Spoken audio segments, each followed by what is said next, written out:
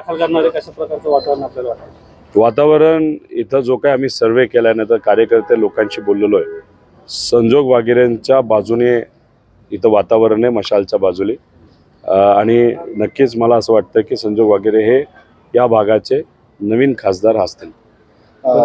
दादा मागच्या निवडणुकीमध्ये ज्यांचा पार्थ पवारांनी पराभव केला होता तेच विरोधी पक्षाचे विरोधी पक्षाचे उमेदवार आहेत आणि दादा त्यांचे फॉर्म भरायला आले होते. याकडे कशा पद्धतीने अजितदादा साहेबांना वडील म्हणून मानायचे, वडिलाला सोडून स्वतःचं साम्राज्य राखण्यासाठी, तसंच काही कारवाई त्यांच्यावर ज्या होणार होत्या त्यापासून लपून राहण्यासाठी ते महायुती आणि भाजपबरोबर गेलेले आहेत.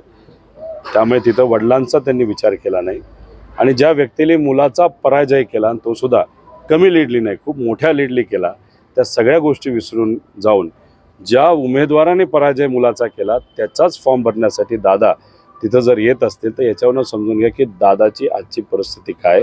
त्याच्याचबरोबर दादा ह्या सगळ्या गोष्टी विसरल्या असतील तरी मला पार्थला सांगायचं आहे, मी काय विसरलेलो नाही. ज्या व्यक्तीने तुझा पराभव केला त्या व्यक्तीच्या विरोधात प्रचार करण्यासाठी हा तुझा भाऊ इथं आलेला आहे. आणि ज्या ज्या कार्यकर्त्यांनी तुझा प्रचार हा केला होता ते कार्यकर्ते अजूनसुद्धा साहेबांबरोबर आहेत. आणि जे आपले बारणे उमेदवार आहेत विरोधी पक्षाचे महायुतीचे, त्याच्या विरोधात आम्ही सर्वजण इथं लढत आहोत. दादा विसरले असले तरी आम्ही विसरलेलो नाही. म्हणजे तुम्ही वचपा काढणार का ह्या निवडणुकीमध्ये? बदला हा काढण्यापेक्षा संजोग भाऊंना निवडून आणणं हे फार महत्त्वाचं आहे. त्यासाठी जे काही खरं आहे ते मी बोलेल आणि जे योग्य आहे ते मी बोलेल आणि लोकांची भूमिका प्रचाराच्या माध्यमातून मी मांडत राहील.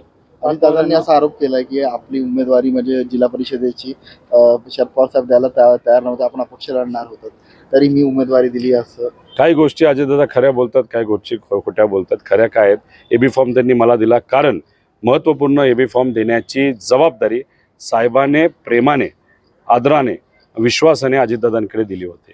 आणि मग त्यांनी तो मला एबी फॉर्म दिला जिल्हा परिषदचा, तो मी घेतला. हो, त्यांनी तो मला दिला. त्यानंतर जिल्हा परिषद मला लढायची होती, हो लढायची होती, तो मी लढलो. मी अपक्ष लढणार होतो का तर नाही.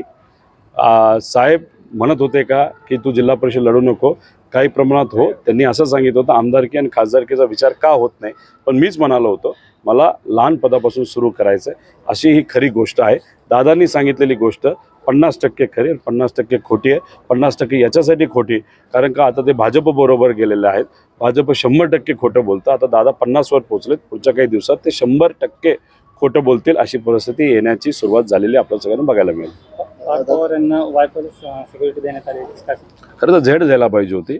मोदी साहेबांना जी सिक्युरिटी त्यांना मिळायला पाहिजे होती, कारण सागर बंगला जो आहे देवेंद्र फडणवीस साहेब हे नेत्याला सिक्युरिटी देतात, नेत्यांच्या मुलांना सिक्युरिटी देतात, त्याच्याचबरोबर आमदारांना सिक्युरिटी देतात. पण जिथं कोयता गँग आहे, ज्यात सामान्य लोक अडचणीत येतात, जिथं गोळीबार होतो सामान्य लोक अडचणीत येतात, महिलांवर अत्याचार या महाराष्ट्रामध्ये वाढले त्याबद्दल ते काहीच करत नाही.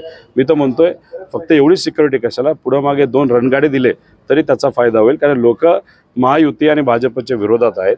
त्यामुळे उद्या जाऊन जर नाराज झालेला एक भाजपचा कार्यकर्ता सुद्धा भाजपवर नाराज असणारा तो सुद्धा काही करू शकेल. त्यामुळे 2 रणगाडी द्यायला काही हरकत नाही असं मला वाटतं. सुनील शेळके यांनी देखील एक काल वक्तव्य केले की रोहित पवार आणि जितेंद्र आव्हाड यांचं फिरणं मुश्किल होईल जर अजित पवारांनी काही गोष्टी समोर आणल्या. मी अजितदादांना सुद्धा चॅलेंज करतो, शेळकेंना चॅलेंज करतो की शेळकेंच्या नेते म्हणजे अजितदादांमध्ये जर कुठंतरी हिंमत असेल तर त्यांनी एक पत्रकार परिषद घ्यावी.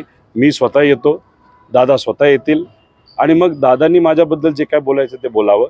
मी दादांबद्दल जे काय बोलायचं देईल. मी उत्तर तर माझ्याबद्दलचे देऊ शकतो, दादा माझ्या प्रश्नाचे उत्तर देऊ शकतील का. आता तुम्ही बोललात ना रस्त्यावर फिरणं अवघड होईल, मी चॅलेंज स्वीकारलेला आहे. आता मी चॅलेंज करतो पत्रकार परिषदमध्ये ओपनमध्ये होऊ द्या. दूध का दूध पाणी का पालन आहे का तुमच्या नेत्यांमध्ये तो चॅलेंज घेण्याचा एक आत्मविश्वास.